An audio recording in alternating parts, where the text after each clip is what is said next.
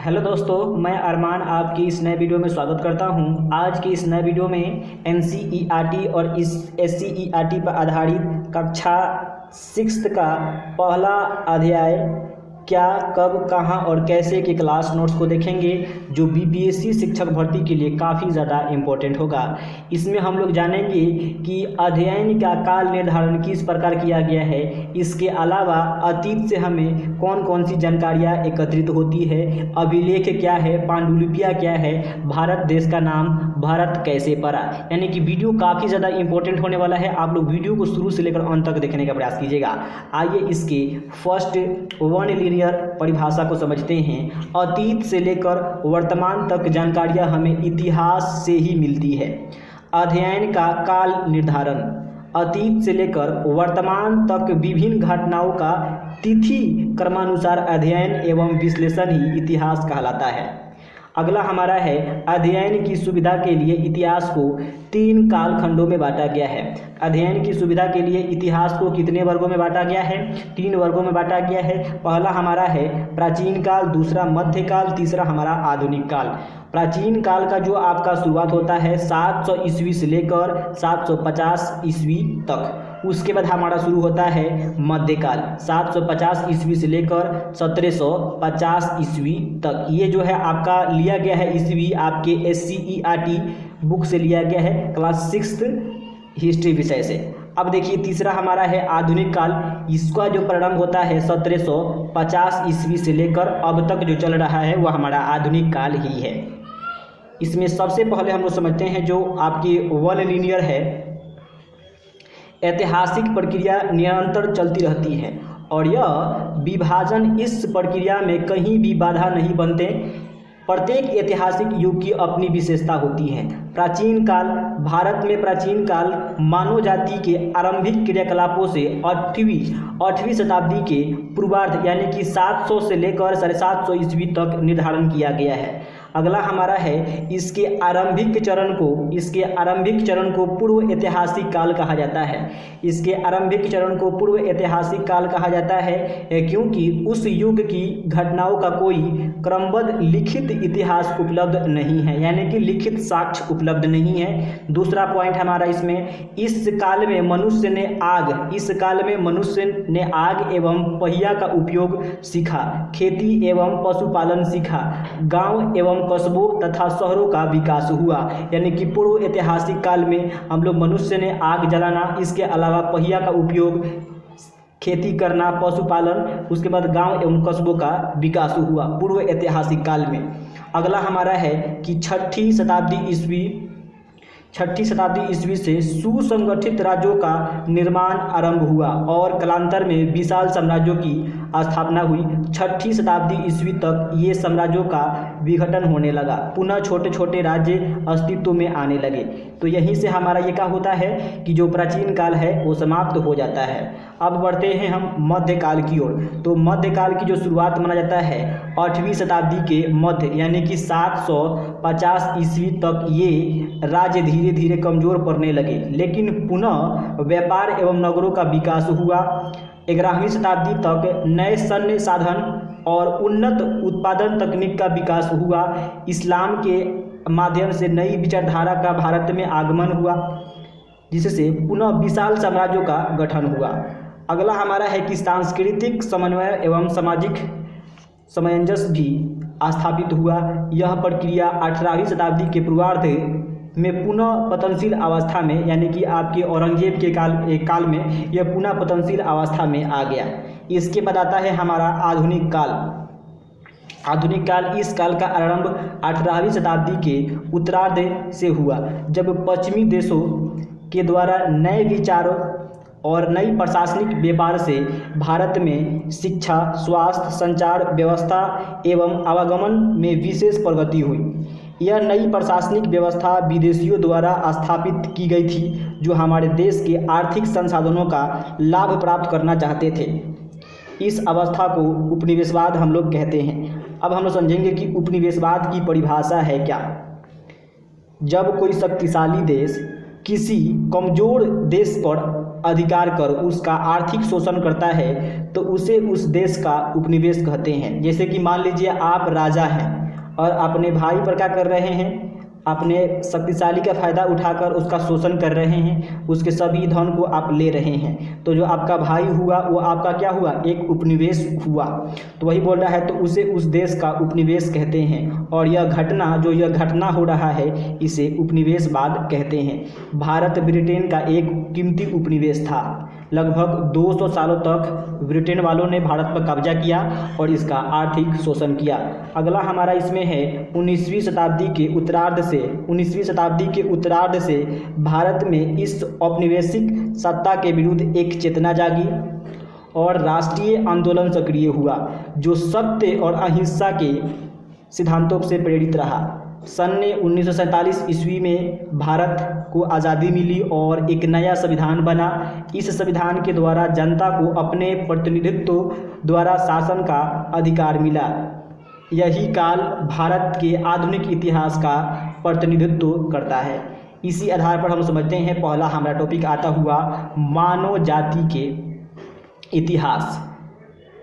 मानव जाति के इतिहास की जानकारी हमें कई स्रोतों से मिलती है। एक नंबर में समझेंगे हम लोग अतीत में लिखी गई पुस्तक, यानी कि अतीत में जो पुस्तकें लिखी गई है उनसे हमें जानकारियाँ प्राप्त होता है। इससे बहुत सारे प्रश्न बनेंगे, इसलिए इसको डीप तरीक़ा से हम लोग समझने का प्रयास करेंगे। इसमें राजाओं एवं आम लोगों के जीवन, धार्मिक विचार एवं मान्यताएं, औषधियों तथा विज्ञान आदि सभी प्रकार के विषयों की चर्चा मिलती है। ये पुस्तकें हाथ से लिखी होने के कारण पांडुलिपि कही जाती है। प्राचीन काल में हाथ से लिखी गई पुस्तक को पांडुलिपि के नाम से जानते हैं।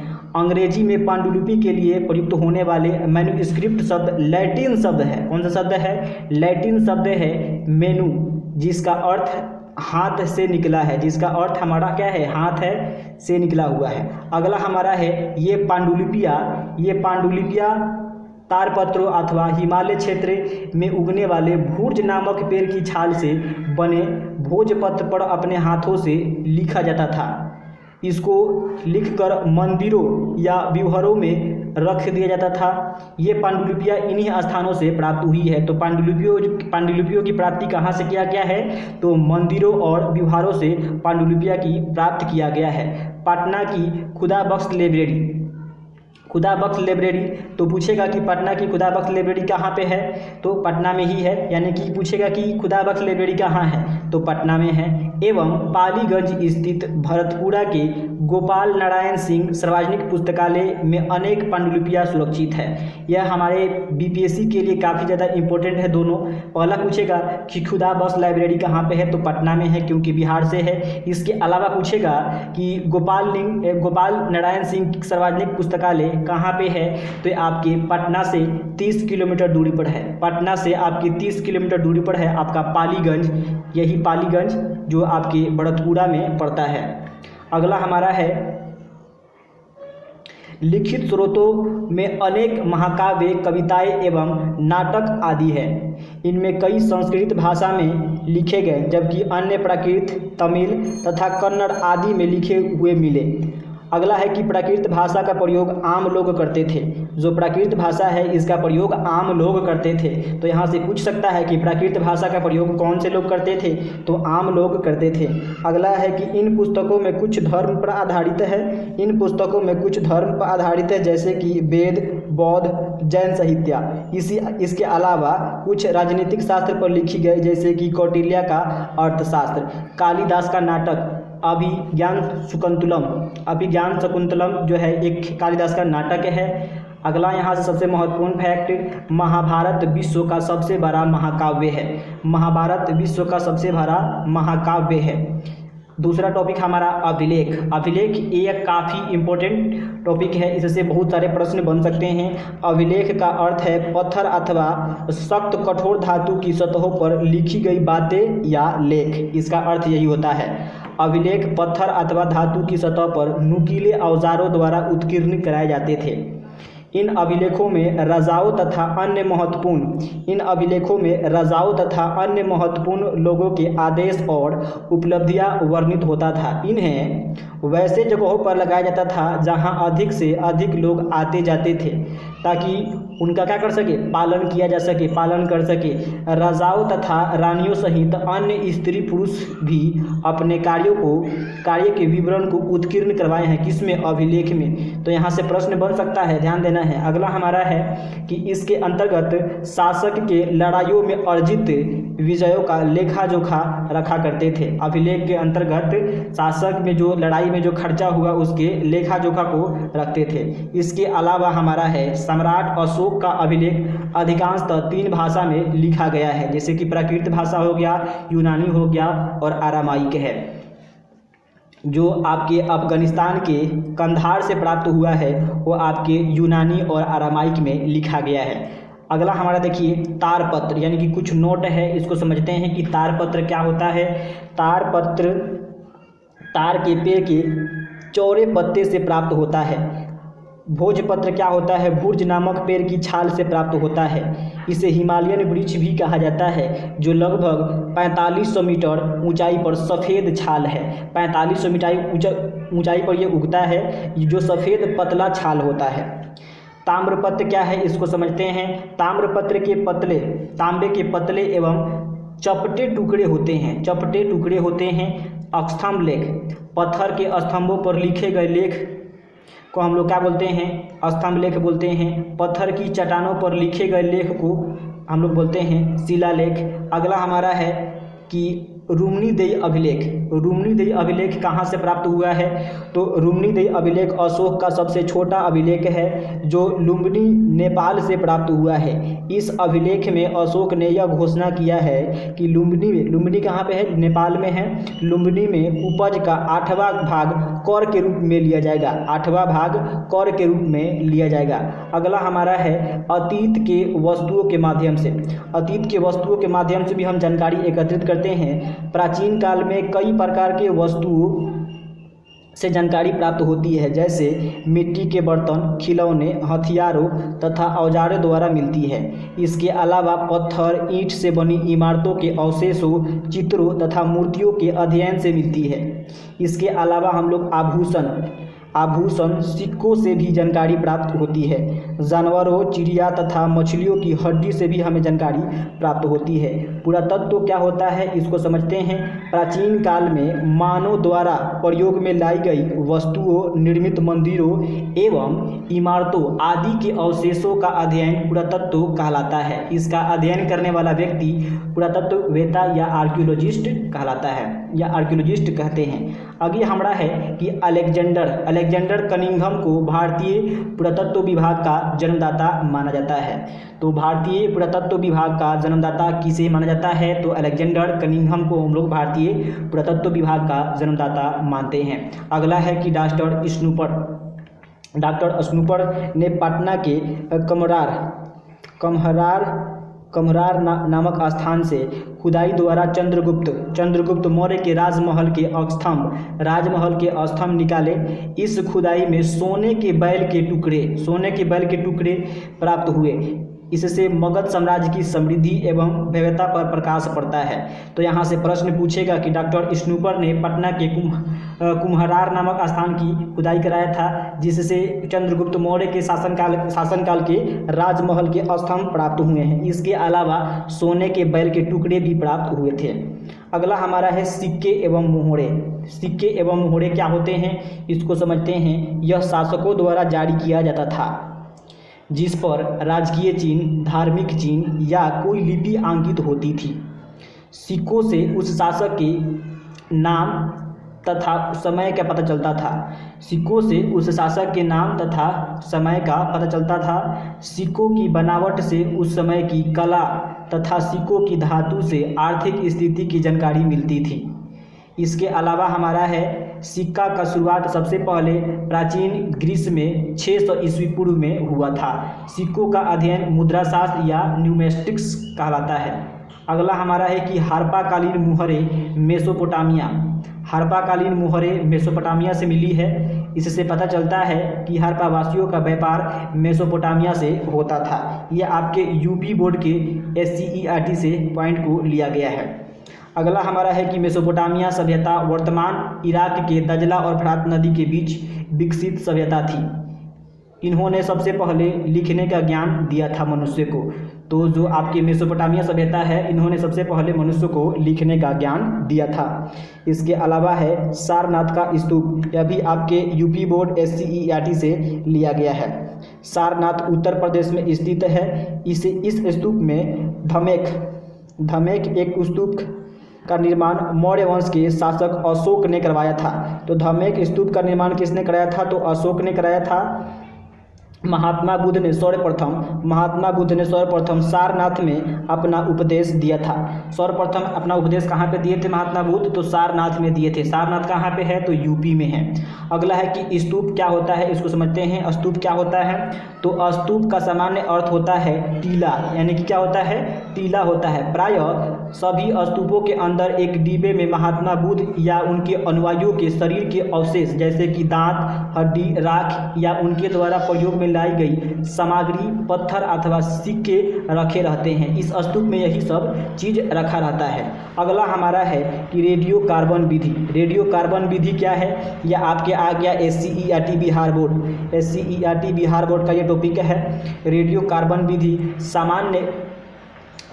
समय का निर्धारण के लिए एक प्रचलन विधि है जो खुदाई में मिली वस्तुओं का विश्लेषण में समय का निर्धारण किया जाता है।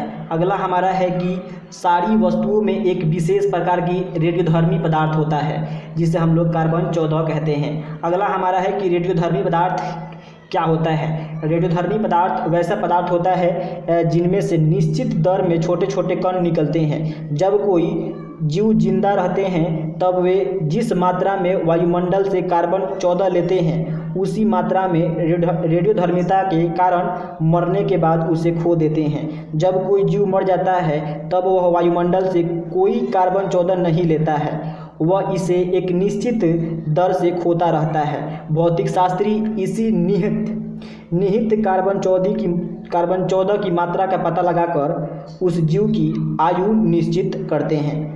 अगला हमारा है तिथियों का मतलब। तिथियों का मतलब क्या है, इसको समझते हैं।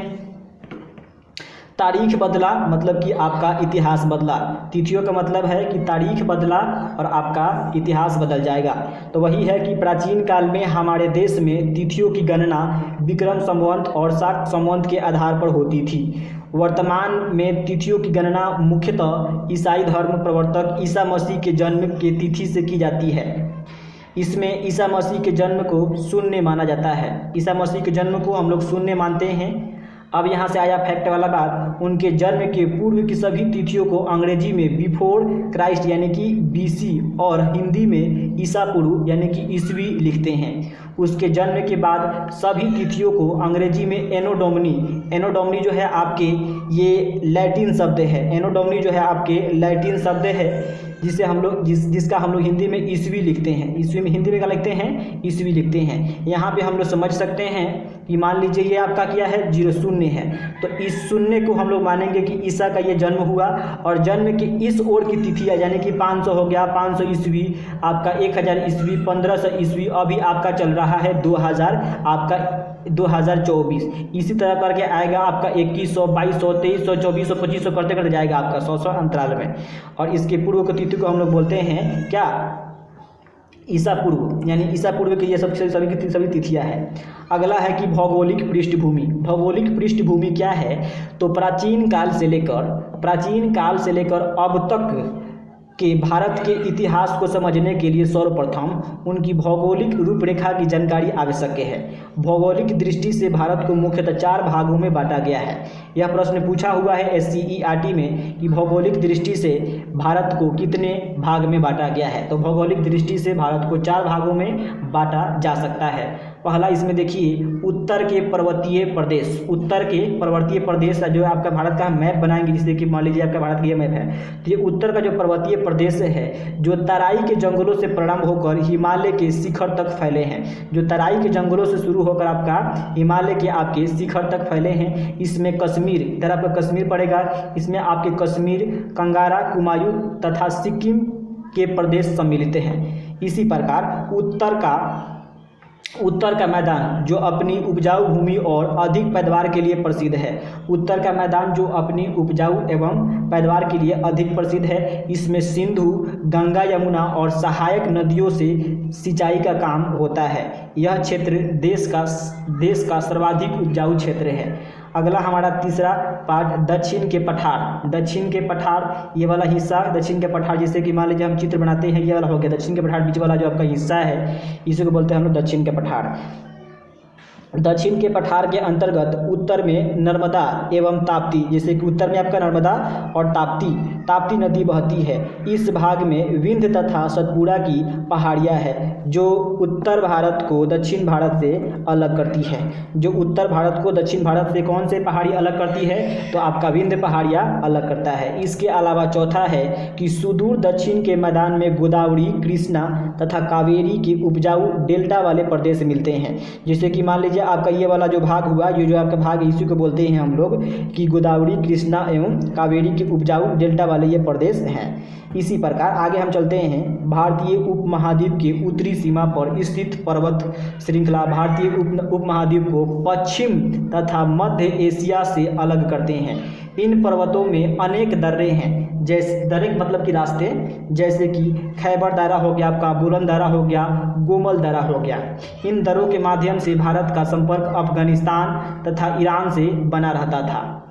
इसी आधार पर समझते हैं नोट में दर्रे क्या होते हैं। पहाड़ियों के बीच के संकीर्ण रास्ते होते हैं दर्रे। पहाड़ियों के बीच के संकीर्ण रास्ते को हम लोग दर्रे के नाम से जानते हैं। उत्तर पश्चिम की सुलेमान और किरथर पहाड़ियाँ, तो सुलेमान और किरथर पहाड़ियाँ का दिशा क्या है, तो हमारा उत्तर पश्चिम है। सुलेमान और किरथर पहाड़ी कहाँ पे है, तो पाकिस्तान में है।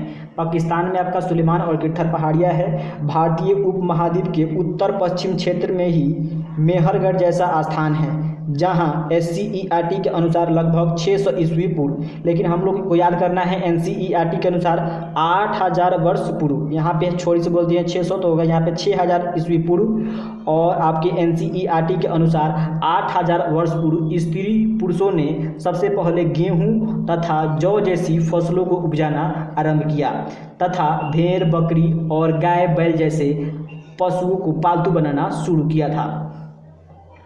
अगला हमारा है उत्तर पूर्व में गारो तथा मध्य भारत में विंध्य पहाड़ियाँ। तो विंध्य पहाड़ियाँ आपको पता है कि ये आपके उत्तर भारत को दक्षिण भारत से अलग करती है।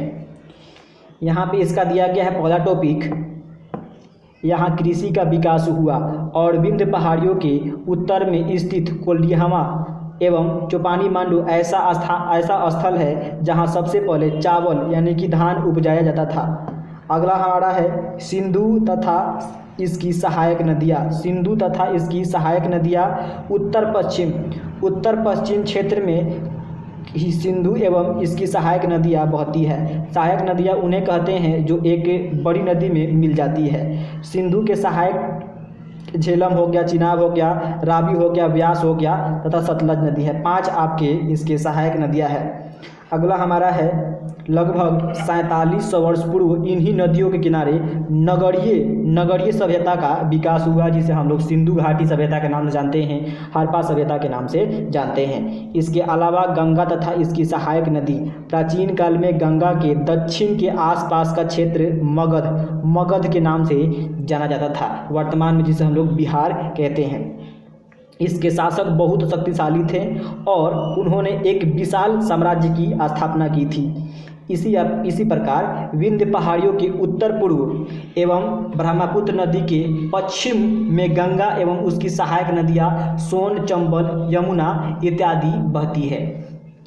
अगला पॉइंट हमारा उपमहाद्वीप के उत्तर पूर्व में गारो, खासी, जनित्या, मिसमी और नांगा पहाड़ियाँ हैं। इन पहाड़ियों के नाम पर ही यहाँ के आदिवासी मानव समूह की पहचान है। जो इस साइड में हिस्सा है, इसी हिस्सा का बात किया जा रहा है उत्तर पूर्व में। अगला हमारा है भारतीय उपमहाद्वीप के बीच विंध्य पर्वत विभाजक रेखा यानी कि यह आपको उत्तर भारत को दक्षिण भारत से अलग करता है। विंध्य के दक्षिण में ब्रह्मगिरि स्थल पर लगभग 3000 साल पहले लोगों ने महापाषाणी संस्कृति का निर्माण किया था। महापाषाणी संस्कृति का निर्माण कब किया गया था? 3000 वर्ष पूर्व किया गया था। अगला समझते हैं कि महापाषाणी संस्कृति में मृतक को मरे हुए जो शरीर होते हैं, मृतक को दफनाकर उनके चारों तरफ से बड़े बड़े पत्थर गाड़ दिए जाते हैं। अगला हमारा है कि भारतीय उपमहाद्वीप। हम लोग भारत को उपमहाद्वीप क्यों कहते हैं, इसको समझते हैं। भारतीय उपमहाद्वीप दक्षिण एशिया, आधुनिक भारत, पाकिस्तान, बांग्लादेश, नेपाल, भूटान और श्रीलंका और अफगानिस्तान, ईरान, चीन तथा म्यांमार आदि पड़ोसी देशों को दर्शाता है। दक्षिण एशिया एक महाद्वीप से छोटा है, लेकिन विशालता तथा बाकी एशिया से समुद्रों, पहाड़ियों तथा पर्वत से बटे होने के कारण इन्हें प्रायः उपमहाद्वीप कहा जाता है। जो इसका भारत का उत्तरी वाला हिस्सा देखिएगा तो पूरा आपके पर्वतों से ही पूरा घिरा हुआ है पर्वत से, और बीच वाला देखिएगा तो इसमें पूरा का पूरा आपका क्या है, पूरा पर्वत है। ऊपर वाला हिस्सा आपका श्रृंखला जो भी है आपका हिमालय पर्वत है, वो पूरा ऊपर के ऊपर घिरा हुआ है। तो इस कारण इसका जो है नाम पड़ गया है भारतीय उपमहाद्वीप। अगला हमारा है कि देश का नाम, इससे भी बहुत सारे प्रश्न पूछे जाते हैं। अपने देश के लिए प्रायः इंडिया तथा भारत जैसे नामों का प्रयोग करते हैं। इंडिया शब्द इंडस से निकला है, जिसे संस्कृत में सिंधु कहा जाता है। यहाँ से बदल देगा कि प्राकृत में सिंधु कहते हैं, ये कथन सही है, तो ऐसे ध्यान देना है कि संस्कृत में सिंधु कहा जाता है। लगभग 2500 वर्ष पूर्व उत्तर पश्चिम की ओर से आने वाले ईरानियों तथा यूनानियों ने सिंधु को हिंदोस तथा इंडोस कहा और इस नदी के पूर्व स्थित भूमि प्रदेश को इंडिया कहा। अगला हमारा है फारसी में यही शब्द हिंद एवं हिंदुस्तान जैसे नामों की उत्पत्ति का कारण था। इस देश का नाम भरत नामक मानव समूह के नाम पर पड़ा है, जो उत्तर पश्चिम क्षेत्र में रहते थे। इसका उल्लेख कृति ऋग्वेद लगभग आपके 3500 वर्ष पुराना है। जो आपका ऋग्वेद है ये 3500 वर्ष पुराना है, उसमें इसकी जानकारी मिलती है या उल्लेख किया गया है। दुष्यंत पुत्र, अगला हमारा है कि दुष्यंत पुत्र भरत के नाम पर हमारे देश का नाम भारत पड़ा। भारत का कौन कौन से नाम है इसको देखिए। तो भारत का भारत बोलते हैं हम लोग, आर्यवर्त बोलते हैं, जम्बूद्वीप बोलते हैं, भारतवर्ष बोलते हैं, हिंदुस्तान बोलते हैं, इंडिया बोलते हैं। अनुच्छेद 1 में भारत और इंडिया का प्रयोग हुआ है। अनुच्छेद 1 में भारत और इंडिया का प्रयोग हुआ है। आज इंडिया, हिंदुस्तान और भारत प्रचलित है। आज इंडिया, हिंदुस्तान और भारत प्रचलित है। तो ये था आपके NCERT और आपके SCERT का पूरा संपूर्ण नोट्स, क्या, कब, कहाँ और कैसे। अगर आपको अच्छा लगा है तो चैनल को लाइक कर दीजिए, काफ़ी ज़्यादा मेहनत लगा है। वीडियो को शेयर जरूर कीजिएगा, साथ ही साथ अगर सब्सक्राइब नहीं किए हैं तो एक बार जरूर सब्सक्राइब कर हमारे परिवार का हिस्सा बने। Thank you for the watching this video. तब तक मिलते हैं अगले वीडियो के साथ। धन्यवाद।